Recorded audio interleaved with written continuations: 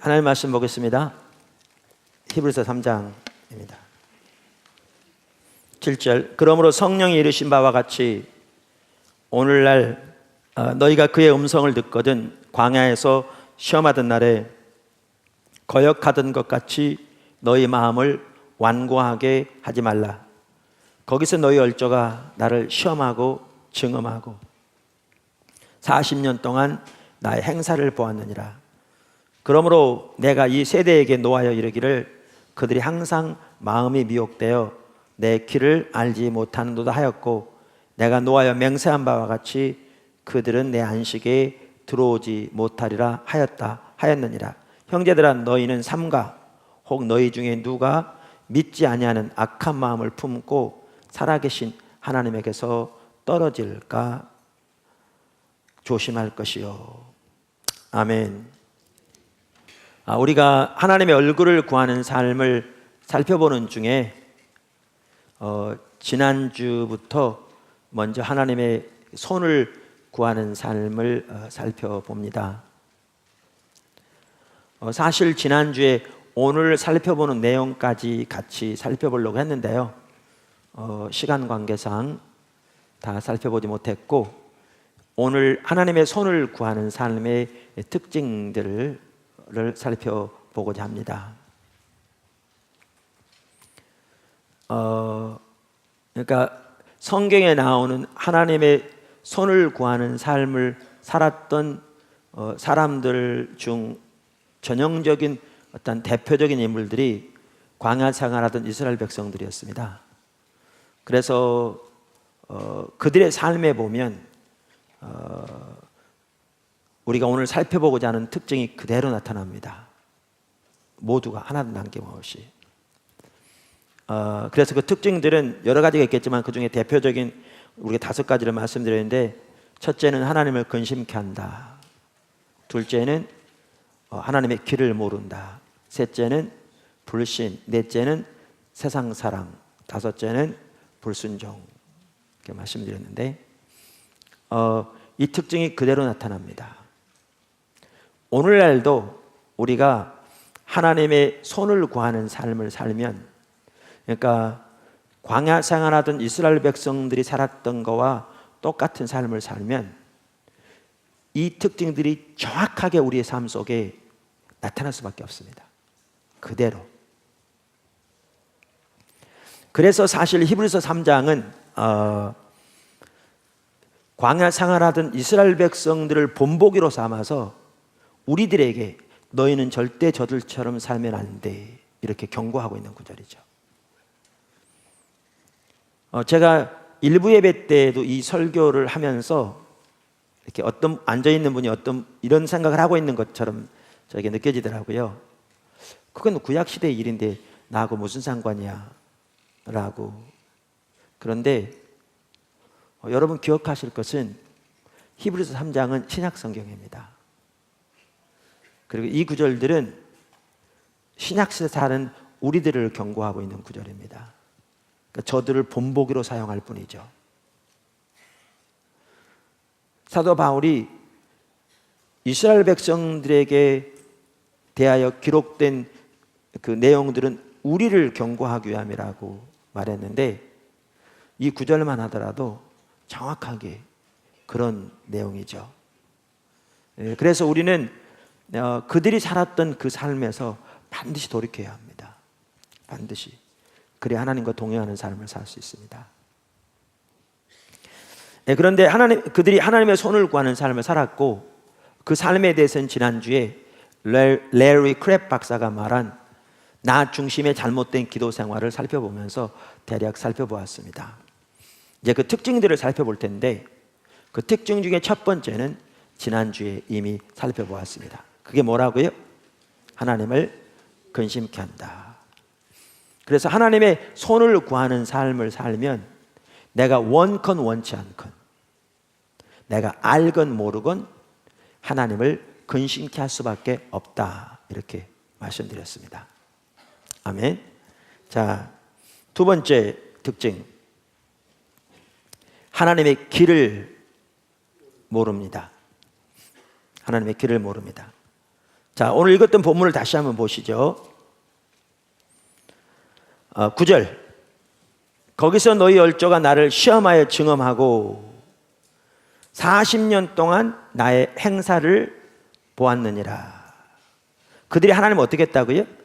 시험했다고요. 원래 광야 생활은 누가 누구를 시험하게 되어 있는 거죠? 신명기 8장에 보면요, 하나님이 그들을 시험하기 위한 게 광야 생활이었어요. 근데 이 구절을 보니까 오히려 누가 누구를 시험했다고요? 이스라엘 백성들이 하나님을 시험했다고요. 하나님의 인내를 시험했고요, 등등. 근데 이제 이 말이 무슨 말인지는 조금 이따 보면 나옵니다. 자, 그러면서 40년 동안 나의 행사를 보았느니라. 이 행사에다 밑줄 치세요. 저들이 40년 동안 뭘 보았다고요? 하나님의 행사를 보았다. 그 행사는 지난주에 말씀드린 대로 하나님의 능력의 역사들이라 이렇게 말씀드렸습니다. 여러분, 하나님은 영이시기 때문에 우리처럼 살과 뼈가 없습니다. 그래서 우리처럼 눈이 있지 않습니다.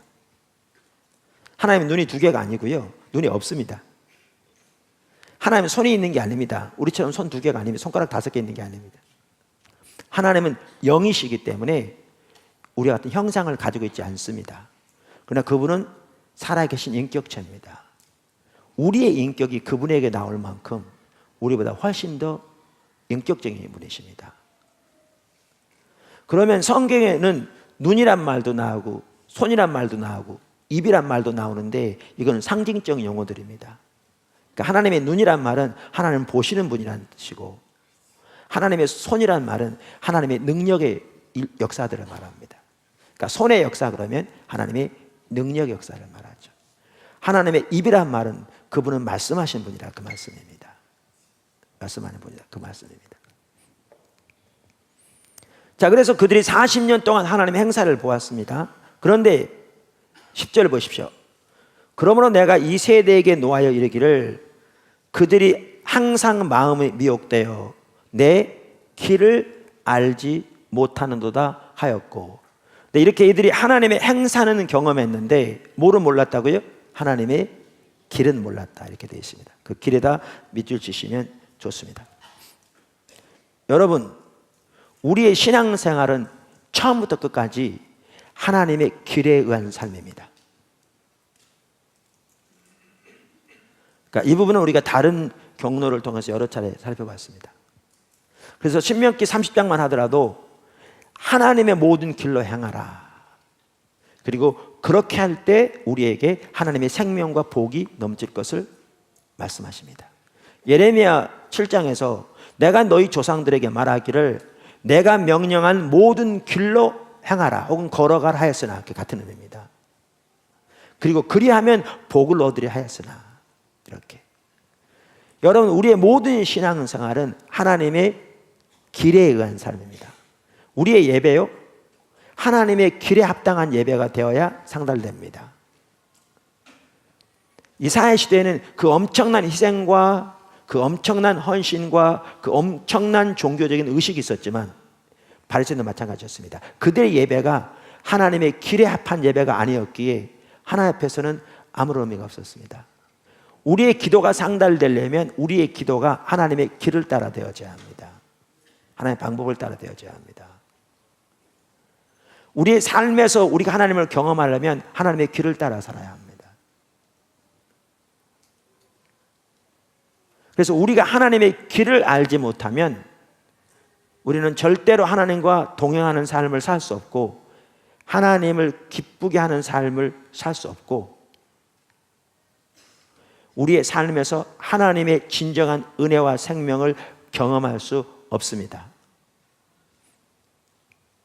그런데 이 하나님의 손을 구하는 삶의 치명적인 잘못이 뭐냐 하면, 특징이 뭐냐 하면 여기서는 하나님의 길을 모른다는 겁니다. 세 번째, 불신. 하나님의 손을 구하는 삶의 또 하나의 전형적인 특징은 불신입니다. 이스라엘 백성들의 경우에도 그들의 전형적인 특징이 불신이었습니다.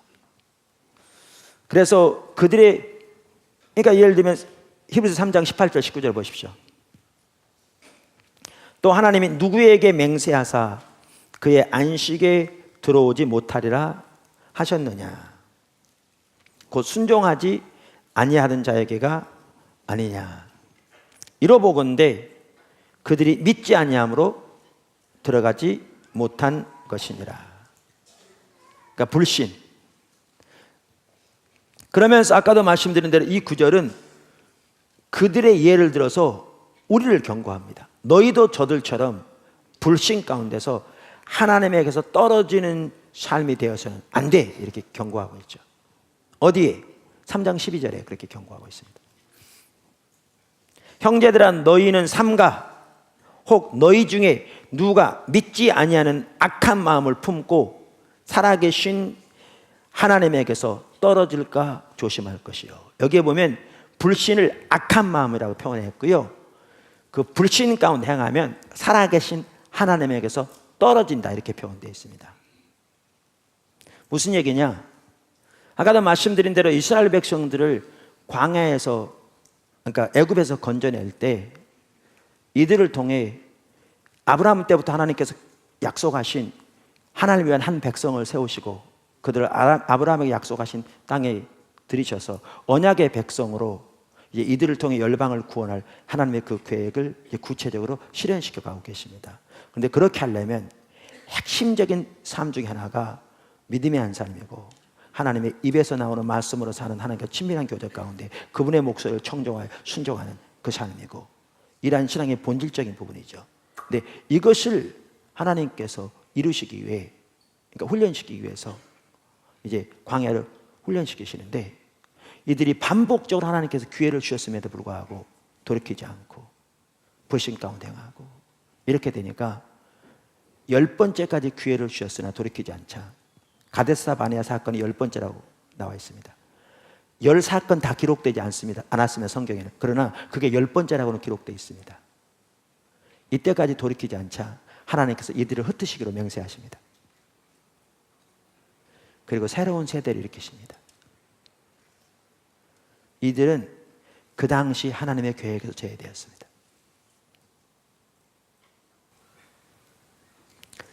그들이 제외된 다음에도 40년 가까이 아침마다 만나러 먹었고 구름기둥과 불기둥이 그들 가운데 함께 있고 반석이 터져서 물을 마셨고 의복과 신발이 닳지 않았습니다. 행사는 경험했습니다. 그러나 하나님의 의도에서는 제외되어 있었습니다. 그들 향한 하나님의 계획은 그들이 죽는 걸 기다리는 것뿐이었습니다. 아니, 어떻게 보면 다음 세대가 세워지기를 기다리는 것뿐이었습니다. 이게 살아계신 하나님에게서 떨어진다는 의미입니다. 그러면서 성경은 뭐라고 말하는가 하면 너희는 저들처럼 되면 안 돼, 이렇게 말하고 있습니다. 이건 신약 성경이라니까요. 우리에게 경고하신 말씀이라니까요. 우리에게. 이 말씀은 구약시대에는 이스라엘 백성도 구원을 이룰 수 있었는데 우리는 신약시대니까 구원을 절대 이룰 수 없어, 우리하고는 다른 얘기야, 그 얘기 안 해요. 그러면 이 구절이 여기에 써이지 말았어야 했어요. 이건 신약 성경이거든요. 그러면서 너희는 저들처럼 되면 안 돼, 이렇게 말합니다. 근데 살아계신 하나님에게서 떨어지게 하는 핵심적인 요소 중에 하나가 뭐냐? 불신입니다. 그래서 우리가 하나님과 동행하려면 지난 몇 주 전에 살펴본 것처럼 반드시 믿음에 의한 삶을 살아야 한다고요. 반드시. 그래야 하나님과 실질적으로 동행하는 삶을 살 수 있다고요. 여기 한 가지만 더 살펴보고 좀 넘어가려고 그러는데요, 이 부분입니다. 저는 젊어서 이런 생각이 들더라고요. 제가 성경 읽으면서요, 한 번은 하나님 참 희한하시다. 아니, 하나님께서 홍해를 가르칠 걸 뻔히 아시고 계시잖아요. 그럼 가르칠 거면 이스라엘 백성들이 원망하기 전에 가르치면 되잖아요, 그죠? 근데 하나님은 저들 거기다 데려다 놓고 원망을 마치 기다리는 것 같아. 그래서 원망하면 화를 푹 내셨다가 이제 갈라. 그 다음에 또 이제 먹을 게 없는데 가면 아니 어차피 만나러 주실 건 미리 주시면 되잖아요. 원망하기 전에. 근데 이렇게 보면 가면 저들이 마치 원망을 기다리신 것 같아. 그러다 저들이 원망하면 또 화를 부르르 내신 다음에 그다음에 이제 만나러 주셔. 어떨 때는 이런 생각이 들더라고요. 성경 읽다 보니까. 근데 그게 아니죠. 하나님께서 왜 저들을 광야로 인도하셨다고요? 그 중에 하나는 저들의 믿음을 시험하기 위해서랬다고. 여기 시험은 테스트라는 의미입니다. 성경에 똑같은 원어인데요, 똑같은 시험하다인데 두 가지 의미가 있죠. 테스트라는 의미가 있고요, tempt, 미혹하다, 유혹하다는 의미가 있어요. 근데 이 미혹하다는 의미에서 시험은 하나님은 아무에게도 시험도 안 받고 아무에게도 시험 안 하신다. 근데 테스트의 의미로 시험은 하나님이 하십니다. 아브라함을 시험하셨고 이스라엘 백성들 시험하셨고 우리를 시험하십니다. 근데 우리는 테스트하면 반드시 테스트만 하죠. 너 잘해? 못해? 알았어, 가. 이런 거 하는 거죠. 근데 하나님은 사랑하신 분이기 때문에 테스트만 하신 게 아니라 거기에는 훈련도 있어요. 그러니까 믿음의 한 사람으로 훈련시키기 위해서 홍해 앞에 데려온 거예요. 왜 여기 데려온 줄 아세요? 아까도 말한 대로 하나님 외에 의지할 것이 있으면 믿음이 안 드러나요. 안 드러난다니까요. 왜? 그거 의지하고 서 있기 때문에요. 근데 실제로 하나님 안 믿는데도 안 믿는 걸 몰라요. 근데 하나님 외에 의지할 것이 없으면 이제 믿음이 드러나요. 하나님 믿는지 안 믿는지가 드러나요. 그리고 그 자리에 가야 훈련이 돼요. 그래서 그들을 그리로 인도했거든요. 그러니까 아까 거기 데려왔는데 이들이 믿음으로 반응하지 않고 불신 가운데 하나님 원망하잖아요. 그러니까 성경에 보면 저들이 하나님 배반하고 대적하고 하나님을 이렇게 범죄하고 하나님 분노가 활활 타오르게 하고 하나님 시험하고 하나님 분노하시죠. 그런데 하나님이 마음을 돌이키시고 다시 기회를 주세요. 근데 저들이 또 그렇게 해요. 또 분노하시지만 또 인내하시고 다시 기회를 주세요. 이렇게 해서 10번까지 기회를 주세요. 10번까지. 성경에 보면. 근데 그렇게까지 기회를 주셨는데도 저들이 돌이키지 않으니까 하나님이 끝내는 흩으시고 맹세하세요. 이제 최종적인 결정이 난 거예요. 그들에 대해서는. 근데 여기 보세요. 하나님의 그런 의도로 예를 들면 홍해 앞에 이렇게 인도했는데 그들의 관심은 뭐에만 있었느냐? 문제 해결에만 있었다는 거예요. 여러분, 하나님께서 우리를 빚어가실 때 오늘날도 사용하시는 가장 주된 통로가 두 개가 있어요. 우리의 환경을 통해서 훈련시키시고요, 우리의 관계를 통해서 훈련시키세요. 다시 말합니다. 하나님께서 여러분을 실질적으로 빚어가실 때 우리를 빚어가시는 수단이 크게 두 가지가 있는데, 뭐 많겠지만 그 중에 대표적인 두 가지가 있는데, 그게 환경을 통해서 우리를 빚어가시고요, 우리의 관계를 통해서 빚어가세요. 그렇게 하세요. 근데 보십시오. 지금 하나님께서 이스라엘 백성들을 환경을 통해서 그리 집어넣으심으로 하나님만을 의지하는 삶을 지금 가르치시기를 원하세요. 여러분 무모하다고 생각하죠? 아니요. 하나님의 애굽에서 10가지 재앙, 아까 그걸 통해서 하나님이 전능하신 하나님을 이미 보이셨어요.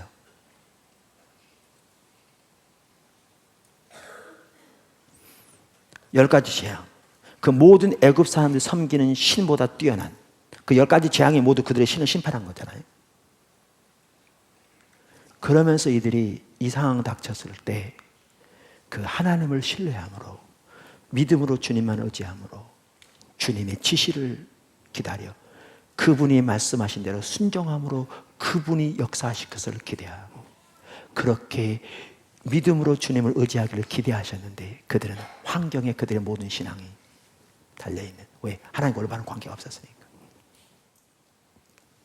근데 제가 이 얘기하다 계속 이렇게 되는데, 이들은 이런 일을 닥칠 때 아까 말씀드렸잖아요. 저들이 하나님의 길을 몰랐다. 하나님의 의중을 전혀 몰라요. 하나님이 지금 뭘 하고 계신지를 전혀 몰라요. 뿐만 아니라 하나님이 뭘 하고 계신지에 관심도 없어요. 나중에 보면 다음 주에 나오는데 관심조차 없어. 거기에 그들의 삶의 초점이 있지 않아요. 그럼 이들은 뭐 하고 있었냐? 이들은 이런 일 닥쳤을 때 오직 관심은 자기 문제 해결에만 있었어요. 통성으로 기도했을지 몰라요.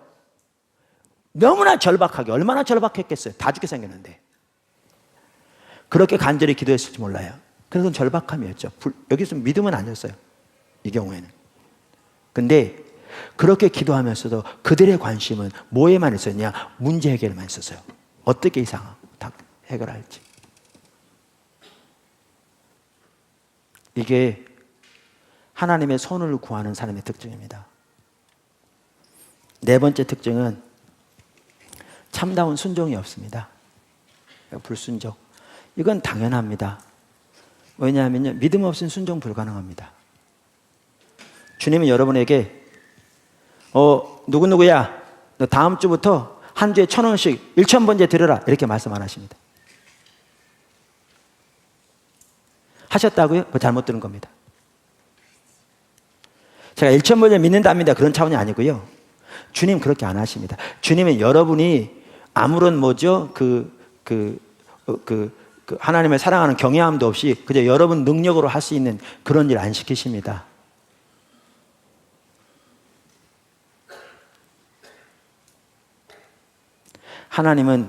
하나님 크기의 일로 우리를 인도하십니다. 그래서 믿음이 없으면 순종하는 게 불가능합니다.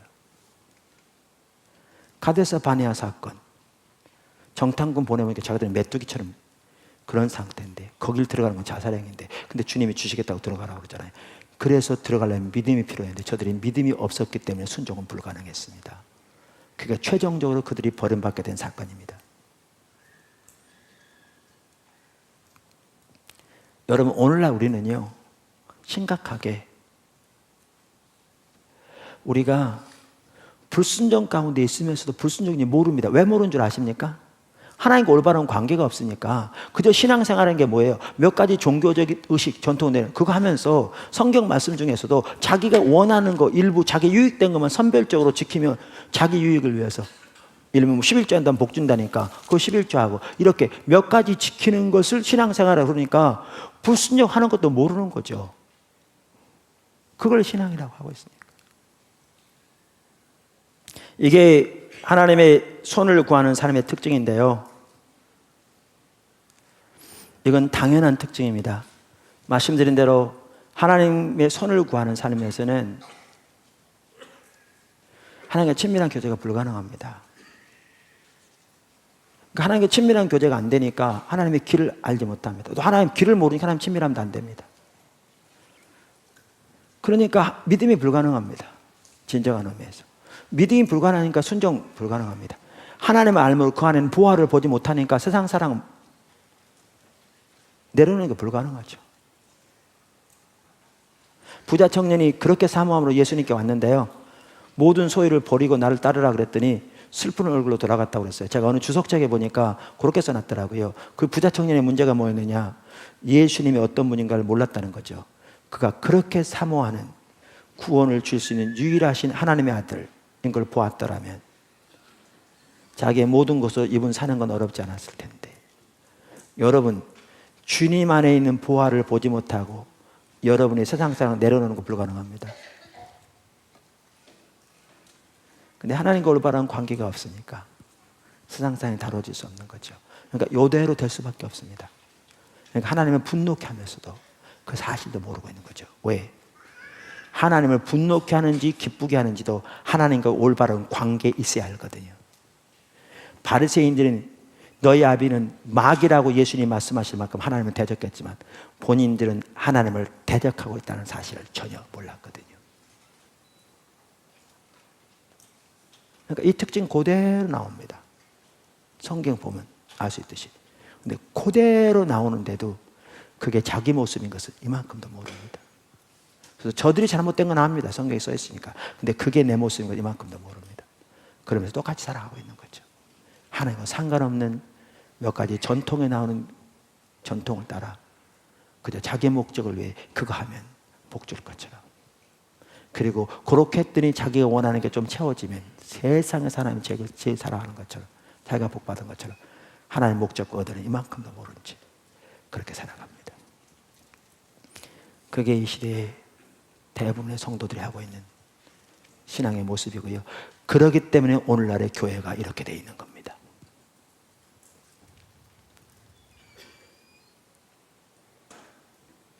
여기서 돌이켜야 될 줄로 믿습니다. 기도하겠습니다.